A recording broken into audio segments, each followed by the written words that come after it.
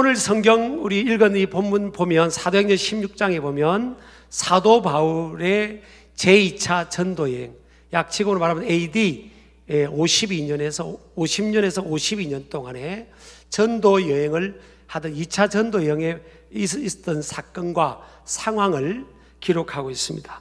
그런 1차 세계 전도 여행을 하고 1년도 채 지나지 않아서 2차 세계 전도 여행을 또 떠납니다. 2차 전도 여행도 어떤 계획을 루트로 세우는가 하면 소아시아를 거쳐서 아시아 쪽에 전도를 하려고 했습니다. 이게 사도 바울의 계획이었어요. 그게 일반적인 그 당시의 루트였습니다. 근데 루스드라에서 하나님 앞에 기도를 하는데 아시아 쪽으로 가려고 하는데 하나님의 영이 자꾸 허락하지 않는 겁니다.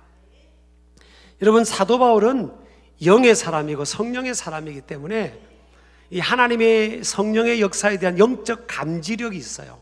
민감성이 있습니다. 영적으로, 여러분, 영적으로는 민감하기를 축복합니다. 근데 이렇게 계획을 하고 어떤 일을 하고자 하는데 뭔가 성령님의 역사가 이 제한됨이 있는 거예요. 그러니까 영적인 사람들은, 신실한 사람들은 스탑을 하는 겁니다. 근데 어떤 사람들은요, 성령님이 제안을 해도 꾸역꾸역 고집 부리다가 거기를 가다가 낭패당하는 사람들 있잖아요. 영적으로 예민하시길 바라고요. 성령님이 항상 인도를 받는 저와 여러분 되기를 주 이름으로 축복합니다. 근데 멈춰서서 기도를 하는데, 여러분, 지금이야 지구촌 시대니까 유럽에 옷 입는 사람이나 북미에 옷 입는 사람이나 한국에 옷 입는 사람이나 비슷하잖아요. 정보가 공유되고 또 물건들이 소통이 되는 시대니까. 근데 그 당시는 유럽 쪽 옷 입는 사람들하고 아시아 쪽 옷 입는 사람이 확연히 구별되는 거예요. 근데 환상 중에 기도하는데 보니까 아시아 쪽이 옷 입는 사람이 아닌 전혀 다른 옷을 입고 있는 사람들이 환상 중에 보이면서 와서 우리를 도우라는 겁니다. 그래서 사도 바울이 하나님께서 유럽으로 가라고 하는구나. 요즘 유럽으로 가서 전도하면 다 신날 겁니다. 그렇죠? 아프리카로 가서 전도하십시오. 그러면 아멘 잘 안 나오죠. 유럽으로 전도를 하면 요즘 뭐 코로나 때문에 그렇지만 얼마나 신나겠어요. 근데 그 당시는 2000년 전에는 가장 열악한 대륙이 유럽이었어요. 근데 사도 바울이 그걸 받아들이고 자기 모든 계획을 딱 내려놓습니다. 그리고 유럽 쪽으로 방향을 틀어서 에게해를 건너서 유럽의 첫 지경인 마게도냐 빌립보에 도착을 합니다. 그래서 이제 이 유럽으로 방향을 틀어 갔는데 복음을 전하고 또 사도 바울에게는 하나님의 영이 함께하고 예수 이름의 권세가 역사하니까 이 어둠의 영에 잡혀있는 점치던 여인 속에 있는 귀신이 떠나갔잖아요. 예수 이름의 능력이 있고 기도를 많이 하고 또 기도하는 공동체, 기도하는 사역자들에게는 이런 역사가 나타나죠. 예수 이름의 능력이 나타나고 어둠의 영이 떠나가고 또 질병이 치유받기도 하고 그러잖아요. 그래서 이제 귀신 들린 여자가 멀쩡해진 겁니다. 자, 멀쩡해졌고 예수님께서 가라는 곳으로 갔고 귀신 된 여자가 멀쩡해졌고 얼마나 좋은 일을 많이 합니까? 근데 그 결과가 어떻게 됩니까? 무리들에게 잡혀가지고 옷을 찢긴 바 되고요. 여러분요, 옷이 찢어진다는 것은 이거는요, 이 멸시천대입니다. 멸시천대. 그리고 매를 무수히 많이 받습니다. 오늘 매를 치다 이게 미완료형으로 되어 있거든요. 이거는 계속해서 매를 맞았다는 겁니다. 계속해서 무수하게 사도 바울이 죽기 직전까지 바울과 실라가 매를 맞았다는 거예요. 여러분 보세요. 그리고 감옥에 던져졌는데 이 감옥도 보면 그 당시에 세 종류의 감옥이 있습니다. 보통 감옥이 있고요, 커뮤니오라라는 보통 감옥이 있고 또 네옥이라는 견고한 빗장을 치는 그 인테리오라라는 감옥이 있고 사형수들이 극악무도한 사형수들이 가는 그런 지하옥이라는 감옥이 있는데 사도 바울은 학자들이 하면 두 번째 감옥이 있었지 않냐. 네옥, 이 착고에 채워지고 또 발이 이렇게 벌려진 상태로 묶여 있으니까 굉장히 불편하고 힘든 상황이에요. 거기에 그 감옥에서 매를 맞은 상태로 그렇게 묶여 있는 겁니다. 여러분, 지금 사도 바울이 하나님께로부터 부름을 받았잖아요. 사도 바울은요, 가만히 있으면 공회원이 됩니다. 요즘으로 말하면 국회의원 같은 신분이고요. 또 최고의 엘리트의 학문의 코스를 나왔으니까 최고의 학자의 위치가 되고, 또 바리새인이니까 종교 지도자가 되고, 모든 면에 편안하고 안락한 것들이 다 보장되어 있는 삶이에요. 근데 예수 그리스도를 만나고 모든 것을 배설물로 여기고 그는 주님을 따라가고 복음 전한 일에 생명을 걸었잖아요. 아이고, 우리가 하나님의 입장이라면 얼마나 감동이 돼요. 또 하나는 아시아로 가고 싶은데 그 당시에 더 열악한 못 사는 지역인 유럽 쪽으로, 타문화권 쪽으로 또 가게 된 거잖아요. 얼마나 여러분 이 어려운 상황입니까? 순종한 겁니다. 순종. 또 아무도 예수님을 알지 못하는 그곳에 가서 담대하게 예수 그리스도를 전개했을 뿐만 아니라 귀신 들린 여인을 자유케 한 거 아닙니까? 하나님이 기뻐한 일을 너무너무 많이 했어요. 근데 결과는 어떻죠? 감옥에 갇히고요, 매를 맞고 매를 무수히 맞았습니다. 우리가 믿음 생활을 하면서 하나님, 내가 이 정도로 믿음 생활을 하니까 내 삶은 이렇게 내가 기도하는 대로 이렇게 해주셔야 돼요, 이렇게 일들이 잘 풀려야 돼요, 이렇게 우리가 기대하잖아요. 저도 기도하고 기대하고 여러분도 기대할 겁니다. 근데 그렇지 못한 특수한 상황들이 꽤 많이 있다는 사실이에요. 그럼에도 불구하고 지금 사도 바울이 뭘 하고 있죠? 감옥에서 한밤중이라고 되어 있는데 학자들이 하면 약 밤 12시쯤이래요. 몸은 만시창에 되고 상태투성이고 피를 흘렸고 40에 하나 감한 매를 고린도서 11장 25절은 5번 맞았다고 되어 있어요. 매를 40대 맞으면 사람이 거의 죽는데요, 태장을. 근데 그래서 40에 하나 감한 39대를 때린다는 겁니다. 근데 사도 바울과 실라는요, 정말 육체에 조금밖에 남지 않은 그 에너지를 가지고 뭘 하는가 하면 하나님께 찬송하고 기도합니다. 근데 옆에 있는 제수들이 들을 정도니까 나지막한 목소리도 안 해요. 마지막 있는 에너지를 다 쏟아가지고 하나님께 찬양하고 기도하는 겁니다. 이렇게 매를 안 맞아도 사실은 돼요, 바울은. 왜냐하면 바울은요, 로마 시민권자였습니다. 그래서 오늘 38절에도 보면 바울이 그 다음날 이제 감옥에서 나갈 때 그냥 나가라 임마 이렇게 하니까, 내가 로마 사람인데 너희들 나한테 이렇게 대하면 되냐 이러니까 이 사람들이 듣고 두려워했다 그랬습니다. 집행관들도 두려워했다 그랬어요. 당시에 로마 시민권을 가지면요, 엄청난 파워가 주어지고 권리가 주어지고 특권이 주어집니다. 로마 시민권을 가진 사람을 이렇게 공정한 재판 절차도 없이 매를 때리거나 감옥에 집어넣을 수 없어요. 큰일 날입니다. 이거는 로마 정부와 당국에 대응되는 거예요. 이런 미국 사람이 좀 잘못했다고 무작정 재판 없이 때리면 미국에 난리치지 않습니까? 로마 시민권을 안 쓰고 있습니다. 지금 나갈 때 이야기를 하는 거예요. 나갈 때 여러분, 누가 매를 든다든지 잡아간다든지 가둔다든지, 여보시오 나는 로마 시민권을 가져서 이렇게 한마디만 하면 딱 문제가 평정이 되는 거 아닙니까? 쉬운 길이 있는 거예요. 쉬운 길. 그래서 성경을 묵상하다가 아유 참, 이게 사도 바울이 참 어떤 면에서는 미련하다. 아니 왜 쉬운 길인데, 로마 시민권이 있는데, 아니 왜 맞기 전에 그걸 안 하고 다 실컷 맞고 감옥에서 고생 다 하고 나가는 날, 나 로마 사람이니까 내가 와서 나한테 와서 나를 빨리 밖으로 이렇게 영접해서 정당한 예의를 갖춰서 밖으로 내보내라고 왜 그러냐 말이에요. 여러분, 아까 말씀드렸잖아요. 사도 바울은 영의 사람입니다. 성령의 역사에 대해서 아주 민감하기 때문에 로마 시민권을 하나님의 영이, 성령님이 써기를 원치 않았던 거예요.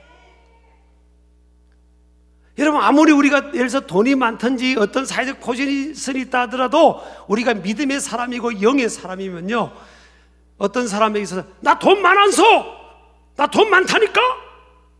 그렇게 하질 않잖아요. 그럼 덕이 안 될 수 있으니까. 나는 우리 아버지 대단한 사람이요, 이렇게 말하지 않도록 하나님의 영이 우리를 컨트롤할 때가 있잖아요. 사실 저나 여러분의 우리 아버지가 대단하지 않습니까? 하나님 아버지. 근데 그걸 안 쓰는 겁니다. 어떤 면에서는 바보입니다, 바보. 근데 우리가 왜 그럴까? 출발부터 과정에서는 어떤 인생의 문제는요, 잘 이해가 안 돼요. 왜 하나님께서 사도 바울에게 그런 감동을 줬을까? 로마 시민권자라고 밝히지 않게 했을까? 왜 사도 바울은 밝히지 않았을까? 결과를 보면 여러분, 사도 바울이 그 밤에 세례를 주는 사람이 나오잖아요. 간수장입니다.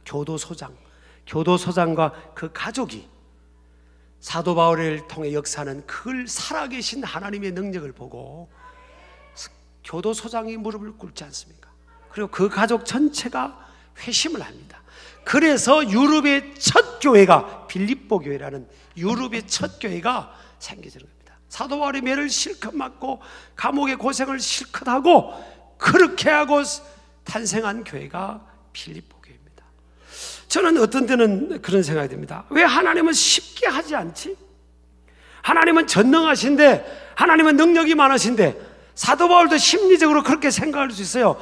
막 얻어 터지는데 하나님 살아계십니다 하면, 야야, 하나님이 살아계시면 네가 터지냐 임마? 예수님한테도 그랬지 않습니까? 뒤에서 눈 가리고 때리고, 네가 하나님의 아들이면 누가 때린지 알아맞혀봐라 그랬잖아요. 세상은 그렇게 조롱하는 겁니다. 오늘날도 여러분, 우리 주변에 교회를 향해서 세상을 해서 조롱하는 사람들이 많을 거예요. 하나님이 살아계시면 그러냐고, 하나님이 살아계시면 뭐 그러냐고, 교회가 그러냐고, 하나님이 살아계시면 네 삶에 이런 어려움이 있냐고. 저와 여러분도 마찬가지입니다. 살아가는 삶 속에 끊임없이 사단은 우리를 조롱하는 음성을 우리에게 들려줍니다. 네가 믿는 하나님이 어디 있냐고. 여러분, 이게 우리의 모습만이 아니더라고요. 시편 42편 다윗의 시도 보면요, 3절 10절에 보면 사람들이 종일 내게 하는 말이 내 하나님이 어디 있느냐 하오니 내 눈물이 주야로 내 음식이 되어도다. 여러분, 위대한 믿음의 용장인 다윗도요, 사람들이 그럽니다. 네 하나님이 어디 있냐고. 네가 믿는 하나님이 살아계시면 네가 이 모양 이 꼴이냐고. 광야에서 10년 동안 쫓겨다니냐고. 하나님이 네 기도는 안 들으셔. 하나님은 너와 함께하지 않는 거야. 하나님은 너를 버려서. 이런 음성을 왜 안 들어봤겠습니까? 10절도 마찬가지입니다. 내 뼈를 찌르는 칼같이 내 대적이 나를 비방하여 늘 내게 말하기를 내 하나님이 어디 있느냐 하도다. 저는 이 말씀이 너무 은혜가 돼요. 내 뼈를 찌르는 칼같이 했습니다. 사람들이, 대적들이 비방하는 말들, 비난하는 말들, 네 하나님이 어디 있냐고 하는 그런 말들이요, 다윗이 맷집이 적고 내구성이 좋은 사람이 아니구나. 다윗도 뼈를 찌르는 것 같아. 이러면 살을 찌르는 것보다요, 뼈를 찌르는 게 더 아픕니다. 살이야 뭐 조금 이렇게 상처를 쌓으면 되지만, 이 사람들의 말이요, 뼈를 찌르는 칼 같다는 겁니다. 그래, 여러분, 사람들에게 비방하거나 피나는 말을 하면 안 됩니다. 그 사람을요, 말은 사람을 죽이기도 하고 살리기도 해요. 사람에게는 축복의 말을 하고 좋은 말을 하고 좋은 말을 옮기고 그래야지. 비방, 비난 말을 그 사람을 살해한다는 거예요. 사람을 칼로 찌르는 것과 같다는 거예요. 뼈를 찌르는 것과 같다는 겁니다. 사람은 다 약한 존재예요. 다윗도 그렇잖아요. 우리가 생각하는 다윗은 야, 대단한 믿음의 사람이니까 뭐 무슨 말 해도 막 힘도 안 들고 상처도 안 받을 것 같죠. 아니라는 겁니다. 그런데 그럼에도 불구하고 똑같이 고통을 겪지만 바울과 실라도 마찬가지였을 겁니다. 똑같이 고통을 겪었지만, 그러나 그 마지막 순간에 뭘요? 이 관점을 바꾸는 겁니다. 그래서 환경을 극복하는 요인이 나오는데, 첫 번째는요, 관점의 문제입니다. 내가 주어진 이 퍼스펙티브, 이 상황을 어떻게 보느냐는 거예요. 내가 어떻게 해석학적으로 이걸 관점으로 보면서 해석할 수 있느냐. 그래서 우리 하나님은요, 실수하지 않는 하나님. 저는 그렇게 정의합니다. 하나님은 실수하지 않는다. 이걸 직역하면 God doesn't prejudice. 하나님은 주사위를 두 번 던지지 않는다. 우리가 바둑이나 뭘 주사위 던지 놀이하다가 보면 자꾸 이거 잠깐 좀 물자고 잠깐 내가 잘못 떴다고 막 그러죠? 장로님들도 그렇게 해보셨죠? 잘못 떴다고 이렇게 물자고 그러잖아요. 근데 하나님은 그렇게 안 한다는 겁니다. 하나님이 하시는 일은 실수가 없어요. 그러니까 우리가 상황에 주어진 상황, 바울과 실라처럼 감옥에 들어가 있던 감옥과 같은 상황에 있어도 이 과정, 요 순간, 요 시점에서는 이거는 해석이 안 되는 겁니다. 그래서 여러분, 우리가 지혜로운 사람은요, 내게 주어진 상황을 바라볼 때, 질문을 던질 때 why라는 질문을 앞장서면 안 됩니다. 왜 하나님은 나한테 이러지? 답이 없어요. 답이 없어요. 왜 하나님 나한테 이러지? 이게 아니라 뭐예요? how입니다. H-O-W. 어떻게? 하나님은 내가 잘 몰라도 이 감옥과 같은 상황에서 하나님은 어떻게 어떤 일을 이루어 가시고 어떤 계획을 이루실까? 어떻게 영광을 받으실까? 그 관점에서 보는 거예요. 왜 그럴까 하다 보면요, 답이 없습니다. 답이 안 나와요. 두 번째는요, 환경을 극복하려면 삶의 우선순위와 가치입니다. 가치. 뭘 우리 삶의 우선순위 둘까? 자, 감옥에 갇혀 있으면요, 사도 바울이 보세요. 사도 바울이 얼마나 매를 맞고 있으니까 몸이 피곤하겠습니까? 피곤한 정도가 아니죠. 생사의 기로를 넘나들지 않겠습니까? 그런데 그 상황에서도 사도 바울에게는 두 가지 선택이 있겠죠. 그냥 쉬자. 누워서 쉬자. 쉰다고 해도 아무도 비난할 사람 없어요. 근데 사도 바울과 실라는 그보다 더 우선의 가치가 뭐예요? 감옥에서 예배하자, 찬양하자, 기도하자. 이걸 선택한 겁니다. 여러분, 우리가 살아가는 삶에 또 많은 일들일 거예요. 핑계 없는 무덤이 없다고요. 근데 그 많은 상황 속에서 우리는 뭘 삶의 우선순위, 최고의 가치를 두냐? 바울과 실라는, 또 다윗 같은 사람은 뭐예요? 다니엘 같은 사람은 예배입니다. 하나님 앞에 찬양하고 기도하고 말씀 붙드는, 하나님과 만나는 시간. 내가 지금 10분 후에 죽는다 할지라도, 1시간 후에 내 목숨이 끝난다 할지라도 나는 예배하리라, 나는 찬양하리라, 나는 감사하리라. 감사와 찬양과 기도, 이걸 선택한 겁니다. 그래서 여러분, 예배는 옵션이 아닌 필수입니다. 예배는 시공간을 뛰어넘는 삶의 우선순위입니다. 예배는 생존의 필수. 만약 사도 바울이, 신라가 이 찬양과 기도를 안 선택했으면요, 눌려서 거기서 끝났습니다. 얻어맞고, 나이도 이제 많이 연세가 들었기 때문에 얻어맞고, 몸 피는 쏟고, 그냥 쓰러져서 못 일어났을 겁니다. 근데 신기하게요, 이게 역설인데, 역설. 힘들고 일어날 수 있는 상황인데 마지막 에너지를 가지고 예배했더니 사렙다 여인처럼 마지막 그 밀가루 한 움큼하고 기름 가지고 걸주해서 아들하고 먹고 죽어오겠는데 엘리야를 대접했더니 그 기근을 넘긴 것처럼 역설의 역사.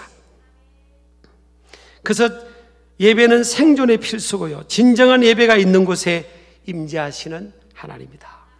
저는 우리 교회도 예배하는 사람들이 참 많아요. 기도하는 사람들이 많은 것 같아요. 그러니까 교회가 평안하잖아요. 기도가 많이 쌓이면 교회가 평안한 겁니다. 기도하는 가정, 가문에 기도하는 사람들이 있으면요, 그 가정은 평안해요. 평안. 예배하면 어떤 난간도 이겨나갈 수 있다는 그 믿음, 우리 그런 믿음을 소유하고 있잖아요. 예배하면 어떤 난관도 이겨나갈 수 있다. 하나님은 예배하는 사람을 찾고 있다. 감옥과 같은 상황일지라도 찬양하고 감사하고 기도하고 말씀 붙들고 하나님 찾으면 하나님께서 하늘의 문을 여시고 역사하신다. 그 다음에요, 세 번째는 환경을 극복하면 하나님의 신실성과 성품에 포커스를 맞춥니다. 아까 말씀드린 것처럼 하나님은 실수하지 아니하시는 하나님, 또 하나님은 어떤 하나님이죠? 손해보지 않으시는 하나님. 절대 우리 하나님은 손해보지 않으세요. 아멘 하시기 바랍니다. 바울과 실라, 하나님의 종들이, 신실한 하나님의 사람들이 감옥에 가고 매를 맞는 그 아픔을 하나님이 아시면서도 하나님 그것을 통해서 뭐예요? 유럽의 교회를 세우립니다. 첫 교회를 세우는 거예요. 하나님은 그래서 끝까지 살아봐야 됩니다. 제가 2부 때도 말씀드렸지만 이 아담이란 뜻이 뭐죠? 사람 아니면 사람. 따라합시다. 사람. 이 사람의 동사는 살다 이겁니다. 오늘 자 보세요. 사람은 살아야 됩니다. 하나님의 임재가 나타나고 지진이 일어나고 감옥문이 열리고 묶였던 게 다 풀어지고 이러니까 어두컴컴해지니까, 어두운 가운데 그런 일이 나니까 간수장이 어떤 생각했습니까? 죄수들이 다 도망갔구나. 여러분, 그 당시에 로마 이 법에는요, 감옥을 지키는 간수장이나 간수들이, 죄수들이 탈출하도록 그걸 못 감당하면 남은 그 도망간 죄수들의 그 죄형, 남은 그 죄의 대가를 이 간수장이나 간수가 대신 치게 됐어요. 그러니까 그 많은 죄수들이 다 도망갔으면 간수장은 당연히 죽는 거예요. 그러니까 이래 죽으나 저래 죽으나 그러니까 간수장이요 그냥 이 칼로 자기가 자결을 하려고 합니다. 그때 사도 바울이 28절 보세요. 바울이 크게 소리질 이르되 내 몸을 상하지 말라, 우리가 다 여기 있노라. 하나님이 역사하니까요 감옥문이 열려졌는데도 죄수들이 도망한 거 가만히 있는 겁니다.